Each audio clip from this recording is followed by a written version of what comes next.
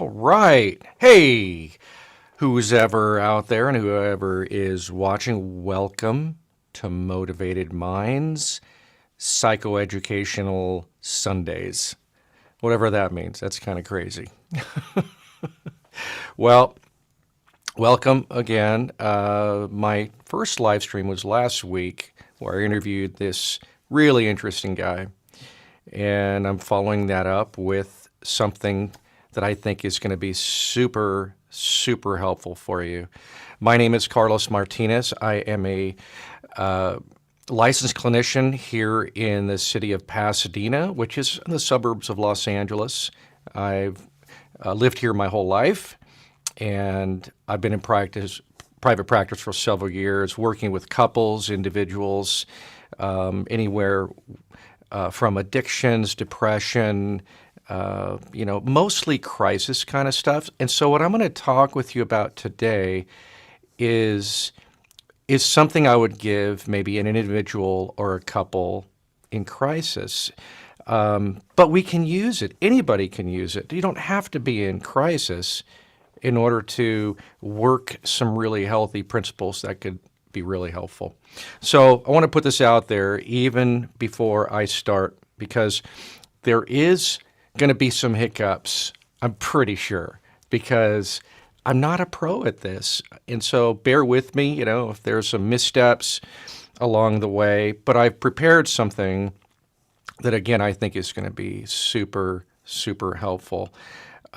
If any of you have struggled with anything, anything at all, this is going to work for you. If you're being brutally honest, you know that there is something or some things in your life that you would like to improve, that you would like to execute better, meaning you'd like to be a better version of yourself, but stuff keeps coming up. So this cycle that we're going to talk about tonight is what I call the hope cycle.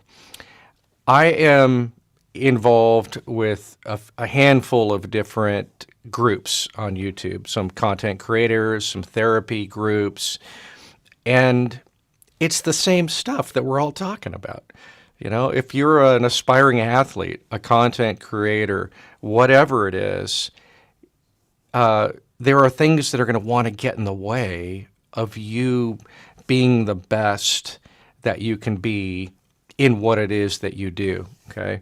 And so tonight we're going to talk about specifically areas in your life that are kind of like a stumbling block that maybe you need some new strategies, okay? And that's what we're going to look at tonight. So hang on, let's do this.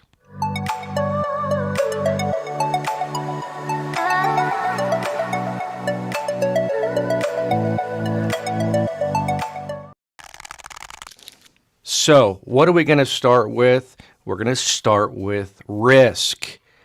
And this is going to be a little confusing probably, but change does start with risk, right? It doesn't feel comfortable to change something that, has become comfortable to you.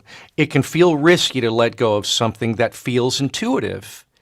What will happen? What will happen if I let go of that thing that I've depended on for so long, even though it hasn't really delivered, if we're being really honest with ourselves, right?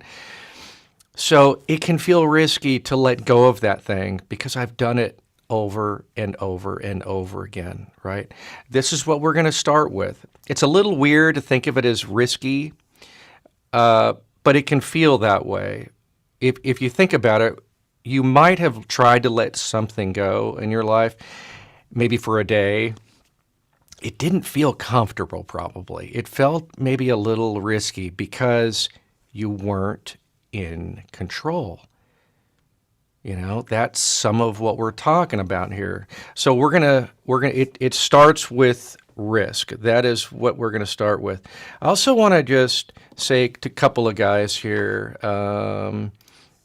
want to say, hey, Mr. Camera Junkie, thank you.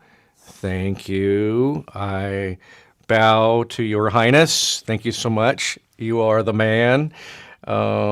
and stressed out, stress free. You're back. You're back. I love it.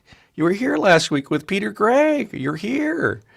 I'm saying I'm not a pro. Chris in progress. If you haven't seen his videos, go see his videos. But he says I disagree about me not being a pro. See, that's part of what I need to let go of. So I'm going to disclose a little to you as we're going through this today. And thank you, Mr. Camera Junkie. I agree with Chris. Okay. Thank you. Again, appreciate that. Really do. So let's get back to risk. It can feel risky letting go of that thing. When we let go of something, again, that we have done for so many years, it doesn't feel comfortable, right? It brings a degree of discomfort. But it's critical for the change process. Why? Because it leads to change. Risk leads to change. It always leads to change. Risking to do something different leads to a different outcome. Whether big or whether small, it doesn't matter, okay? It always leads to change. I gave you an example. Look at this example right here. I usually feel guilty for taking a self-care day, but I'm going to commit to a day for myself and let go of what others may think. What is the risk? The risk is that you can't control what others think. Am I speaking to any people pleasers out there who might watch this? It feels risky to let go of something that maybe you use to control other people's opinion of yourself, right? And that's what I mean. Risk leads to change. It always leads to change. Scary thing. So where do we go from here? If risk leads to change, then change leads to something that we call faith. See, faith in ourselves is critical for us to experience a sustainable change process. If we want little seasons of change, okay, we can do that. I've done that. Little seasons of change, moments of change, but then I go right back. It's kind of like my chiropractor. I see him and then I don't see him. And when I don't see him, I fall right back into a painful place with my lower back. And I need to see him more often, because the more often I see him, the more faith I have in that my body will respond, recover. So when we experience even the slightest change as a result of risking, we're rewarded with a sense of accomplishment. We feel more confident about ourselves that we actually did it. Do you see how important that is? Do you realize that we actually can experience even different kinds of neurotransmitters in our brain, being released when we accomplish something? It feels really good, okay? So change leads to faith. You see that? The more I do it, look, I just did it. It's a fact. I was just able to do this thing, to complete this thing, to accomplish this thing. Now I have faith that I can do it. And what does this lead to? It leads to hope. It sounds really basic, doesn't it? But when you really think about it, if we're intentional about this process, we can get here. This type of hope doesn't disappoint. Why? Because it's based on facts. Okay? It's not based on opinions. That's the difference. It's a hope that's rooted in risk, the change, and your growing faith that you have in yourself, right? So if that's the process, if our goal is to get to hope, let me show you that in the cycle. Look at the cycle. You see where it starts? See how when we put it all together, we start with risk. When we commit to risk and letting go of our unproven strategies, we start experiencing real change that leads to a growing faith that gives us hope to risk and change again. Do you see how that works? So some of the biggest biggest issues that I've ever faced in my life has been the only way that I've ever found any kind of healing in my life is through this cycle. It's the intentionality of letting that thing go. And by the way, I don't think in my life personally I've ever experienced such discomfort by letting go of that thing that I've done over and over again that has proven that it doesn't really work well. Letting go of that actually caused me a lot of discomfort. Back in my early 30s, I had a radical moment that kind of led me to going into this field.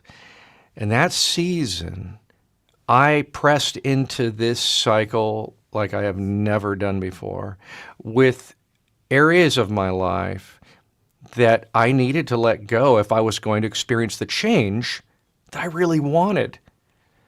Right? Does this sound familiar to you? I tried what I thought was everything to change. If you would have asked me, well, Carlos, you just need to do this, or you just need to do, I'd be like, I already tried that. That would be me, right? Well, I've tried that. Well, I've already tried that. But I hadn't. I hadn't tried everything. You know what the problem was? Is I was focusing on what I couldn't do, and I wasn't focusing on what I could do. And that gets all of us in trouble, right? Again, we look at this cycle, and you think about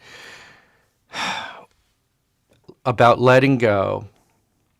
We don't realize, I think, just how powerful that really is, right? How powerful a letting go process really is. It is. In fact, if you think about, this is something interesting here that Peter is saying. Sometimes it's a habit that we don't want to change. That's true. That's really true too. If it's a bad habit that I don't really want to change, that's usually the case. That's what we're saying here, right? Thank you, Peter, for clarifying that. I have a bad habit. Obviously, not all of me wants to change it, right? Part of me is saying, maybe complaining about it. I want to change. But you know what? There's another part of me that doesn't want to.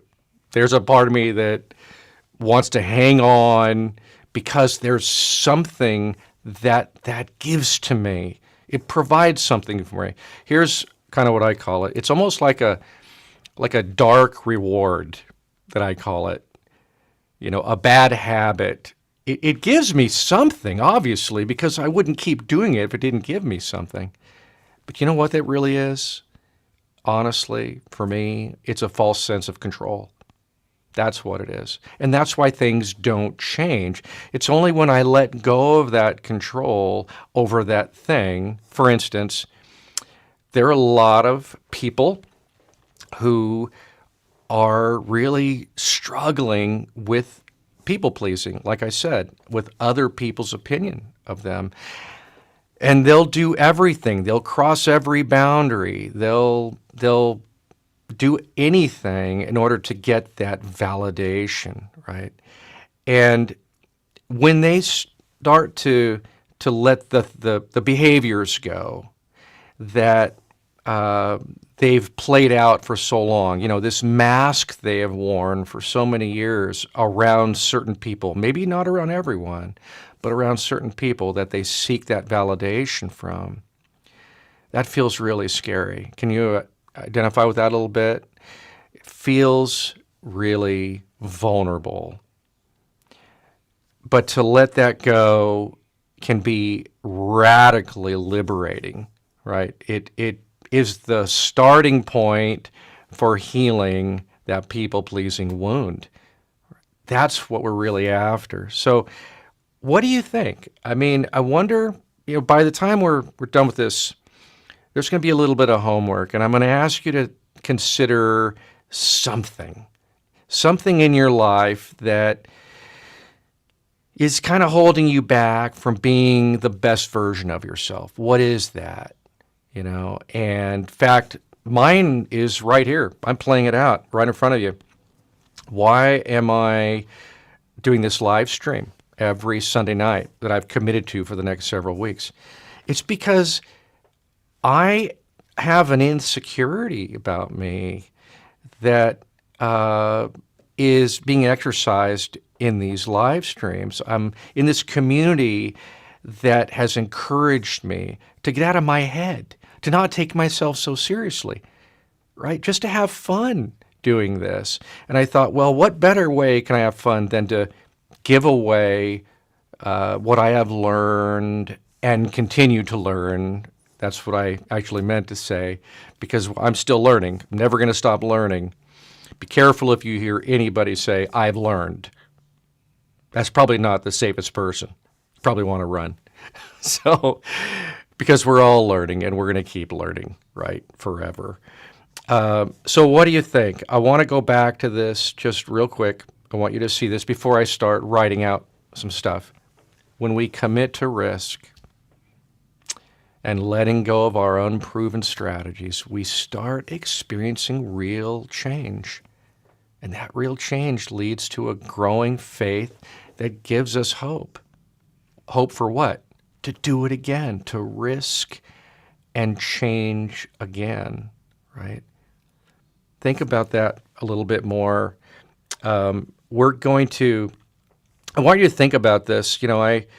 Part of some of these communities and some of these people that I talk to are great storytellers. In fact, some of you in the group were probably listening to somebody yesterday. He was talking about storytelling.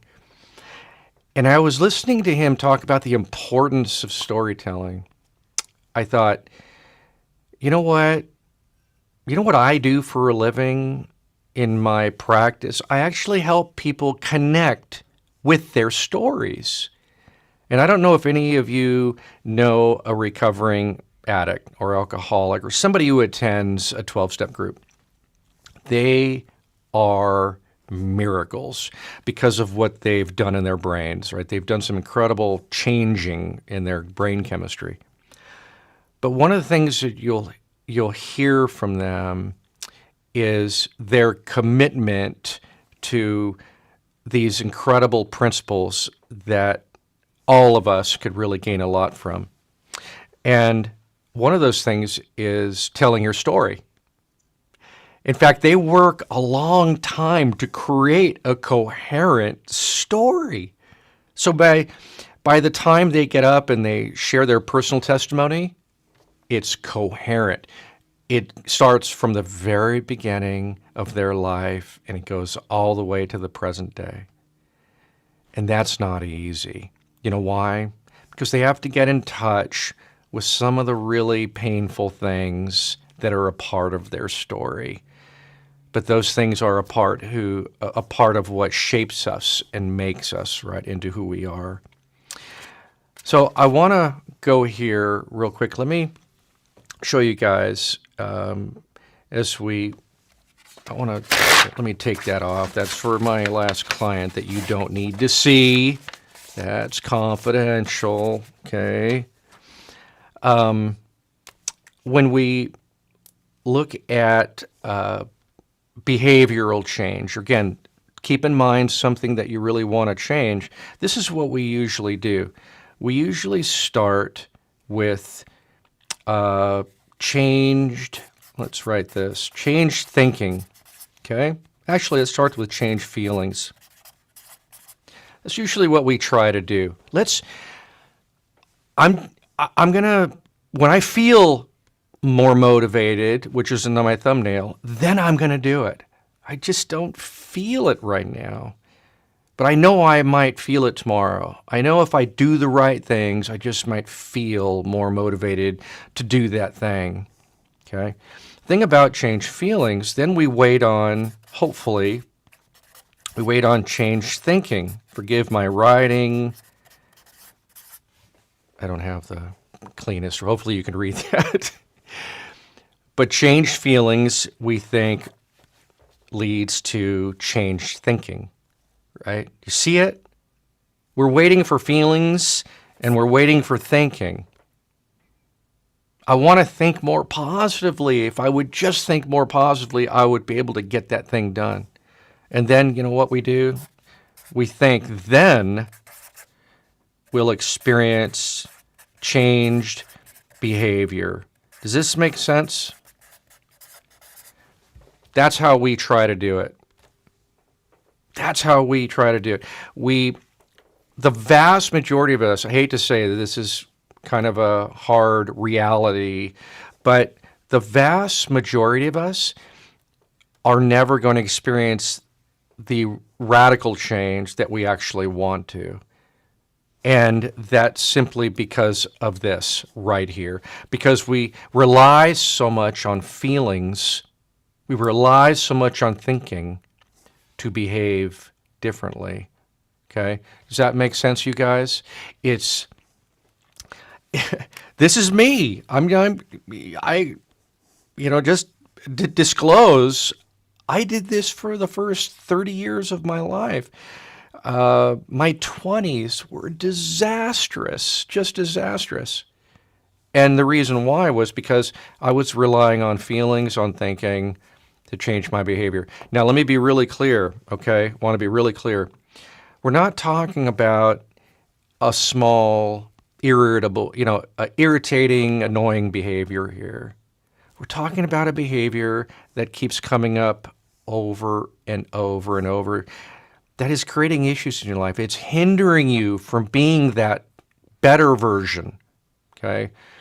And it's creating even some problems, like maybe it's creating some guilt or shame, frustration, anger pointed toward yourself, right? And that's what we're talking about here. This is what we usually do, that I did for so long to try to change the behavior. And it wasn't until I did this, I needed to risk something, which was, again, the scariest thing I've ever done with this particular behavior. The hardest thing was to let that thing go because I was so used to doing this. Okay, so this is actually the way it's supposed to go. With those bigger problematic kinds of behaviors that we really want to change, we actually go this way. Does this make sense? We start with changed behavior. We have to. That leads to changed thinking, right? Do you see it even in that hope cycle? When we change, we begin to have some faith. We begin to change the way that we think. We start thinking, maybe I can do this. Maybe I can do this. I just did it. Maybe I can do it again. And the feelings that come, wow. You're having these feelings of reward, this self-worth, this confidence, this hope is growing. And that's what we need to do. It's the reason I always talk a lot about recovering addicts is because they learn how to stop doing this extremely with so much intention, right? Because they've tried to go here for so long and they've ended up in the ICU or they've, almost died. And so for them, it's critical to find another strategy. The strategy of changed feelings, the strategy of changed thinking, the strategy of changed behavior. That ain't working, man.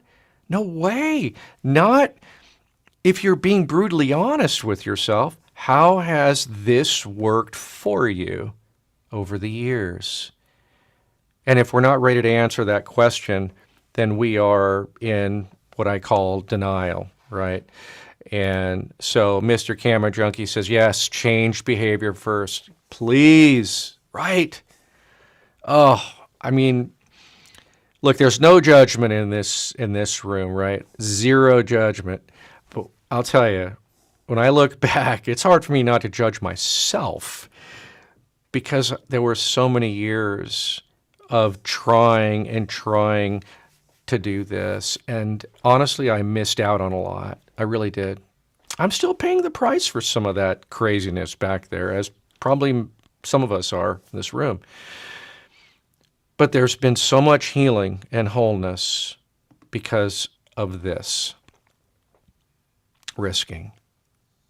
Are we ready to risk? Are we ready to let go of that thing that has brought us so much comfort? Do you guys remember that one Charlie Brown episode where they tried to take, I think it's Linus, wasn't he the one with the blanket? They tried to take the blanket away from him, and he agreed, to let it go.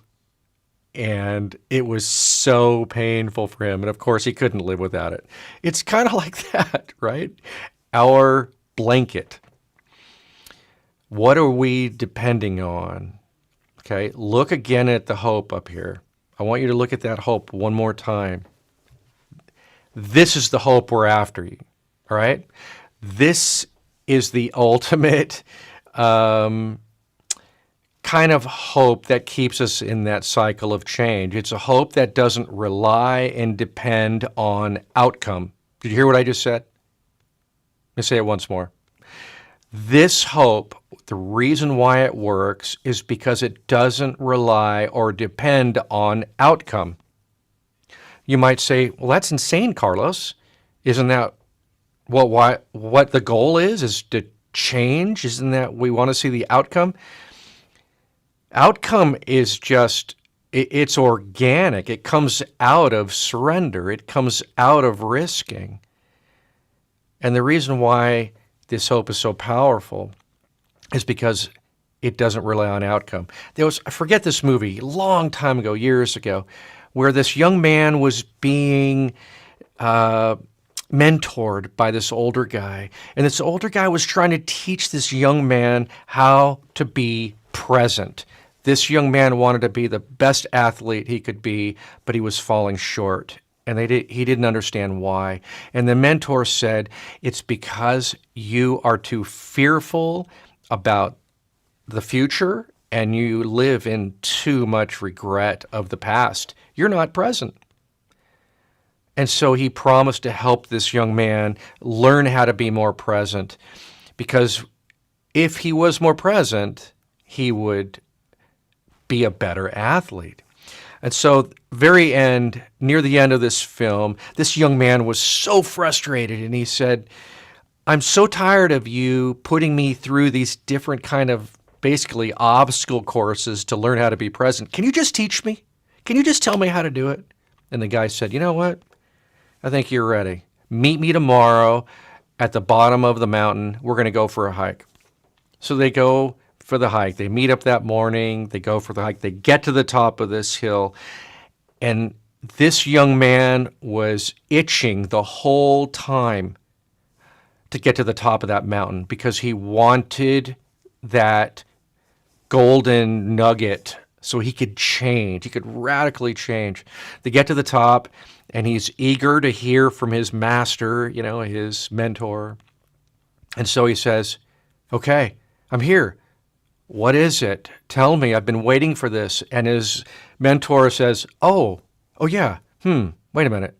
And he looks around, kind of puzzled. He goes, it's that rock. It's that rock right there. And the kid looks at the rock. He picks it up, and he holds it like it's the Holy Grail. Like there's some deep meaning in this rock that's supposed to help him learn how to be present. And he says, so what is it? What is it about this? And his mentor said, I don't know. It's just a rock. Oh, that kid went nuts. You did it to me again. You're never going to teach me. And his mentor said, I'm so sad that you missed out on the joy that we experienced walking up this mountain. The beautiful birds, the beautiful sky, the sunrise, the majestic atmosphere, the fun that we had, the laughs that we had. You missed out on all of it. And that was the point. You missed out on being present. I don't want to rely on that rock. I don't want to rely on what's on the top of that mountain. I want to be present right here, right now, and I want to live in that hope, this hope that helps me do that difficult thing again. I want to stay in this cycle, right? I want to stay in it. I want to risk again. I want to change more. I want to grow in my faith that I can hope, risk, and do the whole thing over and over again. So here's what I want you to think of for this week. I want you to identify, and I'm going to do this with you. So next week when we come back together, I'm going to tell you that one thing that I identified. Well, identify one thing this week, this coming week, that is working against your efforts to be your best self. And I want you to choose to risk letting that thing go, right? Just what can you do to choose to let that thing go? And I gave you some examples here. Check it out. Maybe it's the comfort of food. Maybe it's the security of control. Maybe it's criticizing or judging. Maybe it's procrastinating responsibilities. Maybe it's anger. Maybe it's self-pity. Those are some interesting examples. Obviously, I came up with those myself because I have fallen into those areas. So, what do you think? I mean, I hope this will be a good start for us to kind of get into some real change, some sustainable change. Mr. Camera Junkie, make the most out of your every day. Oh, so true. Make the most out of your every day. So I want to throw this at you. What happens when you don't? What do you do? That is what we're going to talk about later. Some of us are really hard on ourselves, right? Some of us punish ourselves. We beat the crap out of ourselves because of that bad day where we crash and burn. Well, maybe, just maybe, let me go back to this. Maybe that's actually what we need to risk letting go. Does that make sense? Okay, think with me here. Maybe the thing that you need to let go of is how much you punish yourself when you have a bad day. Maybe. That's not a healthy behavior. Now, experiencing some guilt, over something could be really healthy, okay? That can be really healthy to help us do something different. But when we punish ourselves, that's not guilt. That's more like shame,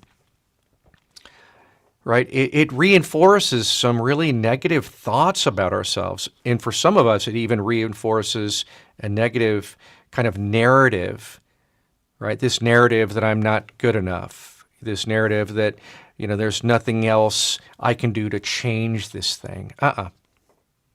Yeah. Beating ourselves up is not the answer.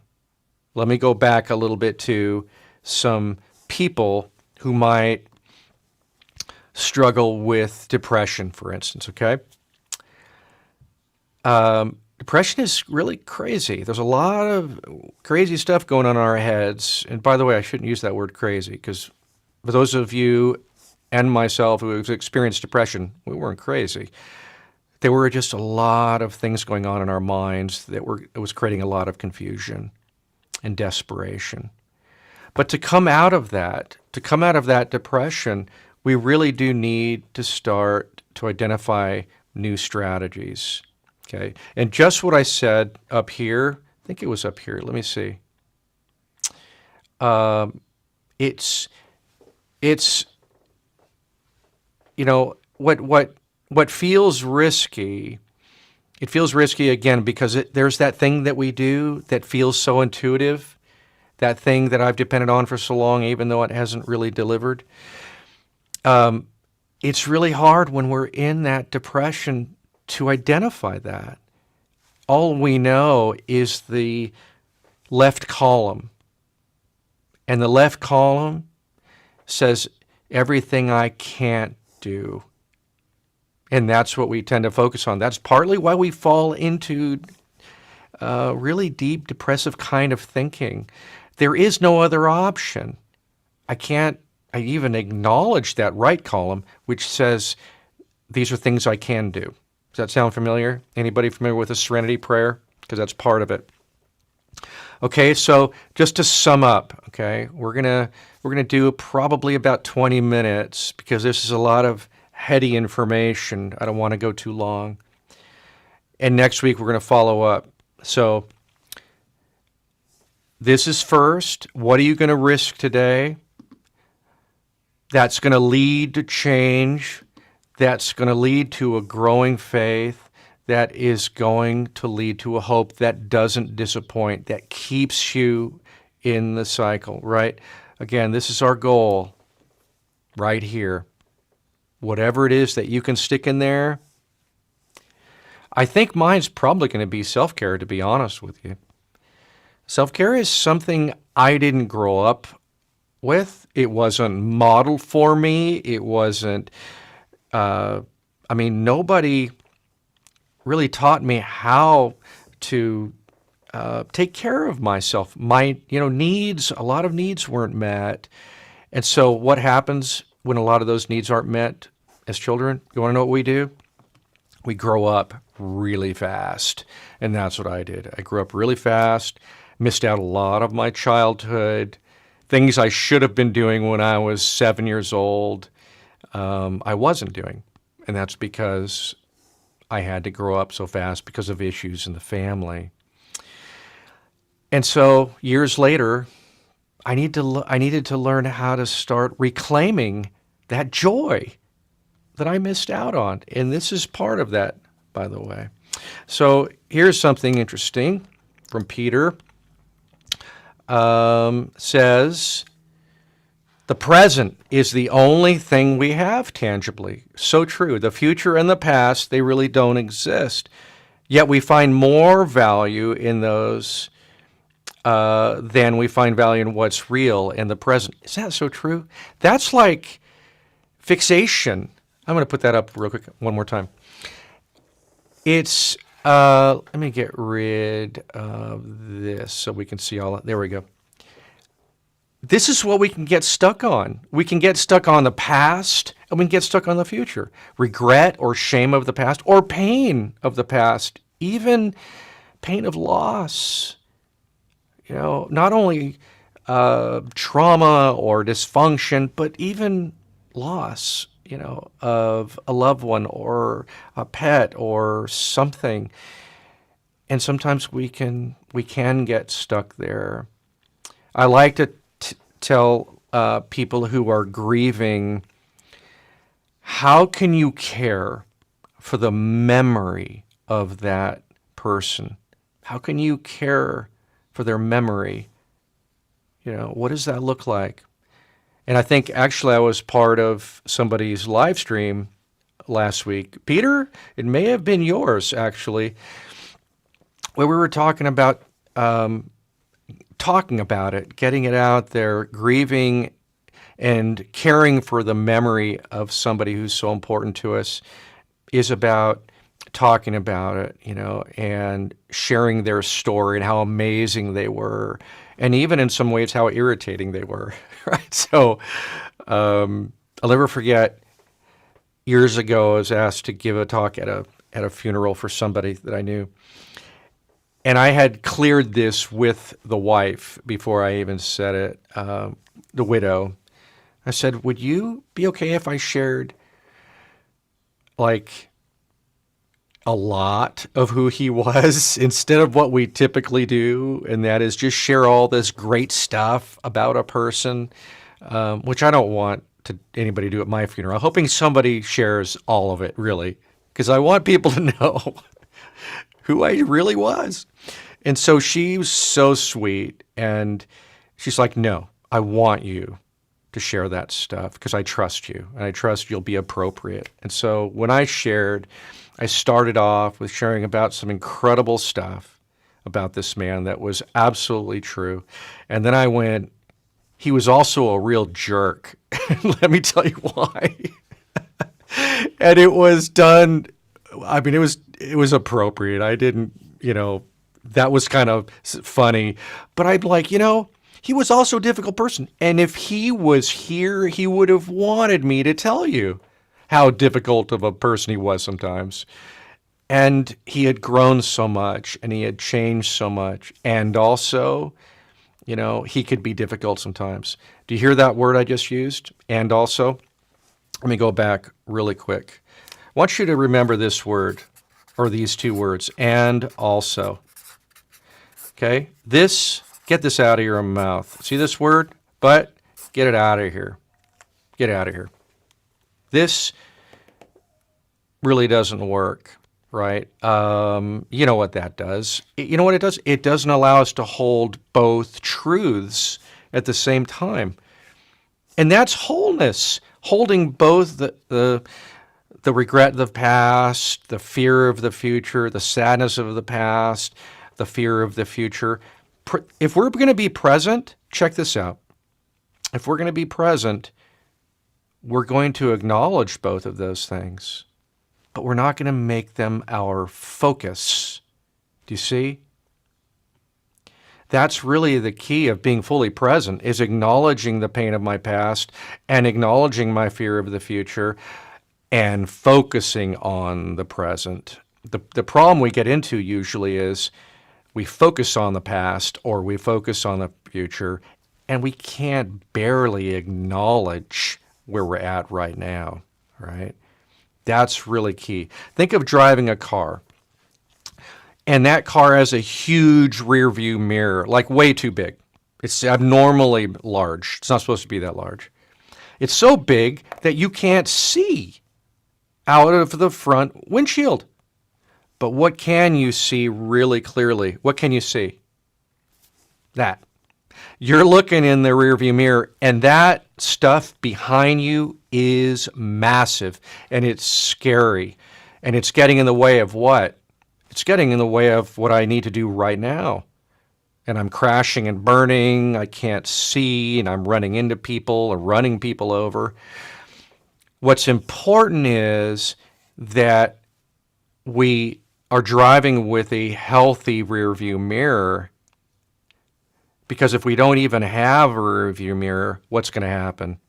We'll still have some issues because we need to see what's behind us, right? We need to. We need to be aware of that. Thank goodness we have that rear view mirror in our cars. I mean, I didn't always drive like I had a rear view mirror, I have to be honest with you. But that's key, so that then I can see what's in front of me. And I don't have to be fearful of who I'm going to run over or what I'm going to run into. I can be present. But that in front of me and that behind me, they're both important for what I'm doing right now, right? It's really important stuff. We're talking about being present. So let me go back to this. This is what we're going to do. We're going to work on this week. And actually, let me bring up, Peter had one other thing. I want to answer this, Peter. What is self-care? I shouldn't assume that we all understand some of this language, right? Self-care. It's going to mean a lot of different things for a lot of different people, but basically it is this. It's something that is going to feed your mind, your body, and your spirit. It really is. That's what self-care is. And we don't do a really good job at it, to be really honest with you. We don't give our brains the quiet that it needs enough. We don't give our bodies the exercise or the nurturing that it really needs. And we certainly don't do a really good job at feeding our spirituality as well. Mind, body, and spirit. They're all really important. Some of us do a little better in some than in others. I'll tell you, here is an example for me, self-care, it's hydration, to believe it or not. And that's why I love Peter Gregg, who's in the chat right now. He's always drinking water. You watch his live stream, he's always drinking water. And Peter, I think you've got some ice in there, I think. So you always make drinking that water like you really sound yummy. It's like, I want to start drinking water when you're drinking water. But hydration is something that is part of self-care. A mental health day, taking time away, taking a day off. And listen, I'm not talking about fake rest. You know what fake rest is? I'm going to take today off because I really need the rest. Oh, and I'm going to organize everything in the house, and I'm going to clean and organize. That's fake rest. You need to chill. And again, we're not super good at doing that. Self-care could be prayer for somebody who really needs that prayer in their life. They need to meditate. Meditate is a really powerful form of self-care. There are some people I know who rejuvenate through breathing exercises, meditation exercises. And I think, even Chris here is saying my self-care involves going for a walk, listening to a podcast, listening to music while sitting in my backyard. Simple as that. Look at that. But see, Chris has to be really intentional about that. I know Chris really well. And I know that he's got a lot of stuff going on, okay? Chris has a large family. And for him to do that means that he has to be intentional. And that's why actually he has such an amazing family and an incredible marriage, by the way. It's because he's grown so much in these disciplines. Other self-care, just to give you an idea, for me, I do an exercise several times a week that is about decompressing. I live in Los Angeles. I'm not going to say that's a lot different from the rest of the country, but for me, living here can be insane.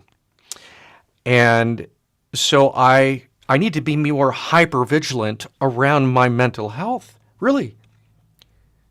If I'm going to be healthy for myself, for my partner, for my clients, I need to be more hyper-vigilant around my self-care, around my mental health. Not vigilant, hyper-vigilant. Hyper-vigilant means I need to kind of pull out all the stops. I need to be super intentional, or I'm just going to live below the line, and I'm going to start feeling that anxiety coming up on me, right? So I need to take that day and rest, not do fake rest. I need to do rest. And sometimes for me, that's even taking a walk, like Chris said. I will do a cigar in the backyard, relax, write, create content. I love to just relax and create some fun content. It's almost like coloring for me, so it's really fun. I know people who do yoga. That's their self-care, and they do it during the week, and that keeps them living above the line, right, where anxiety isn't catching up to them. And then also Peter says, sometimes I feel like we need a vacation from ourselves. Yes, totally. This is what I need a vacation from. It's in here. There's so much going on up here that I need to just take a break from. And that's what I mean. Fake rest, I'm not taking a break from this. When I'm actually taking time out. I did this before the pandemic. I have a wives group a therapy group that I work with. And I put it out there right before the pandemic. Do you think we need a day, to practice self-care together. Do you think we could do that? And they planned this incredible day. It started with a prayer walk. It ended in It went into meditation, and it ended in. It was pretty amazing. My wife is a sensei. She teaches the art of Japanese tea ceremony, and she was able to provide all of them with a viewing. So she did the tea ceremony, and it was in this really peaceful backyard of a friend of hers, and all of us just experienced a no noise day. We gave our brain, our body, and our spirit what it actually needed, and we all felt like we had more gas in the tank that day. Chris, this is funny. Carlos and I eat at the restaurant below his office every Thursday. That's true. It's the self-care with a trusted friend that we commit to every week and intentionally connect about how we are doing. That's really powerful. It's also doing something with a trusted friend. That could be self-care. Self-care is sometimes for me, it's being at an early morning coffee with somebody, a 6 a.m. coffee where it's quiet and we're just chilling together before the start of the day. That can be like a self-care thing for me. Introverts might need some autonomy. They may need more of that. Yep. That's what they need. Extroverts may need a little bit more self-care, might be to be connecting with others, to be in a group, to be processing something like that might be really healthy for them.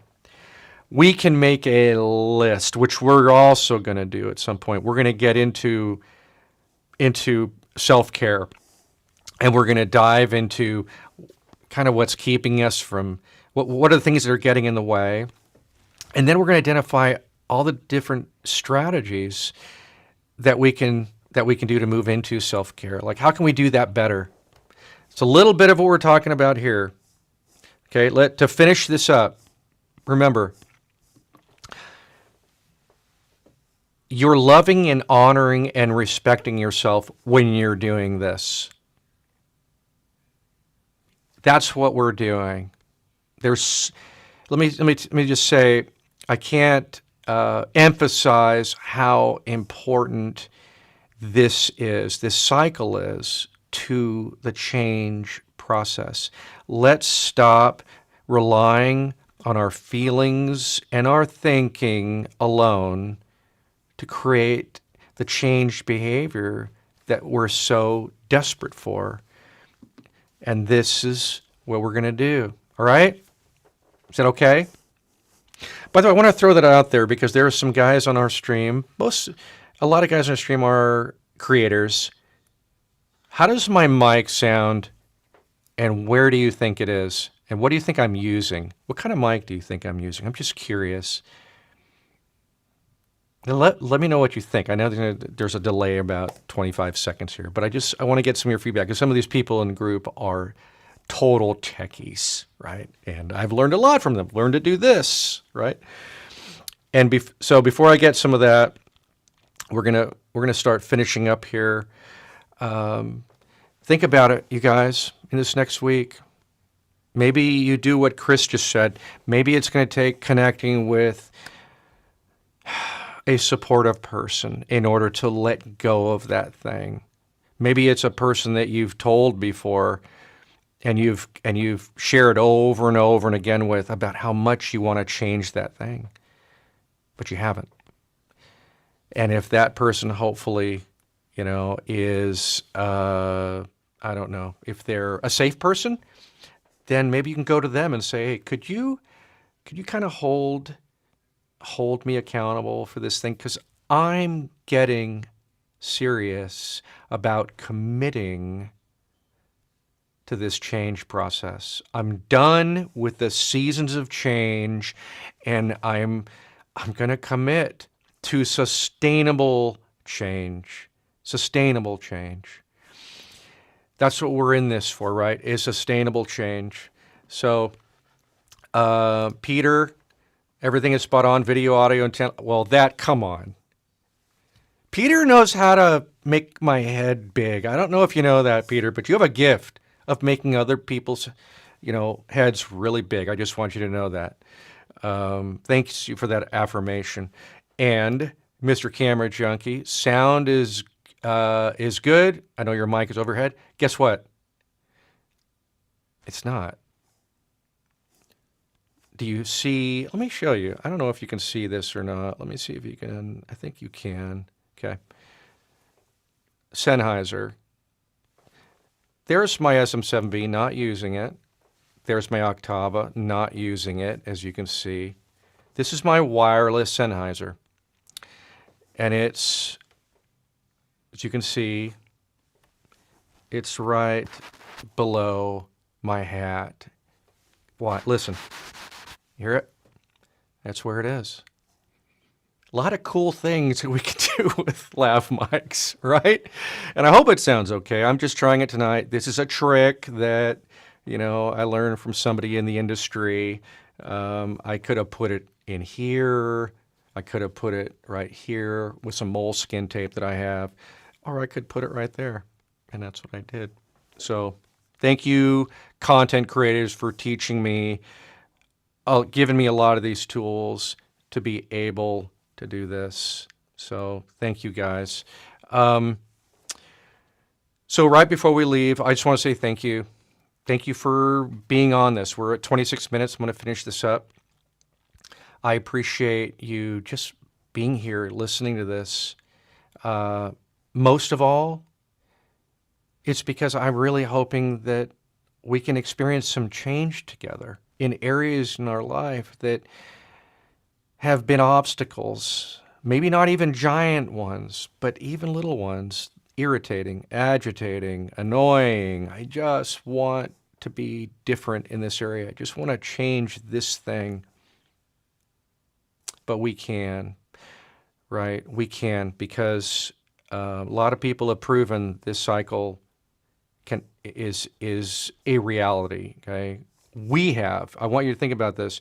Think of a time where you actually have done something well and you've experienced maybe some of that change, but maybe you want sustainable change. Maybe you want more of the change. Okay, Mr. Camera Junkie, he's it's still over. It is. Okay, you're right. I bow to the master. It is true. It is overhead. It's right there. So thank you, guys. Make sure and let's connect next week. I hope you will join me again for this 30 minutes of psychoeducational processing. And we can keep learning together. Here's the thing. I am excited about sharing with you next week the thing that I am feeling pressed to let go of, right? Something that I'm going to choose, like I shared with you. I think it's going to be self-care. Now that I'm sharing it with you, guess what I'm feeling? Feeling some accountability, some healthy pressure, right? And, that's what we do when we put ourselves out there, right? Thank you, Peter. Glad that Carlos Crane. Any of you remember that show, Fraser Crane? That was such a great. I love that show. It was pretty obvious. Talking to Luis, I knew you were going to say that, Luis. I could hear that in my head. Yeah, because that's what he does. That's what he does. So thank you, Gwen, Luis, for being a part of this. It means a lot. It really does. To every single one of you. It truly is an honor, and I really mean that, that any of you are tuning in right now and hopefully gaining. I've heard this before, you guys. This thing that we're doing right now, I've heard it before. You probably have too. But I need to keep hearing it. That's why I said I've not learned this perfectly. I need to keep relearning it at deeper levels. Do you hear that? Relearning at deeper levels. Right, everybody? Until next week, when we come back together again, come back with some homework, right? I don't think there was anything else. I thought there was another slide that I had for you. But nope, I don't think so. I think that's for next week. I've got something really cool for next week that we're going to talk about. Okay. All right, everybody. Awesome. Can't wait for next week. We'll see you then.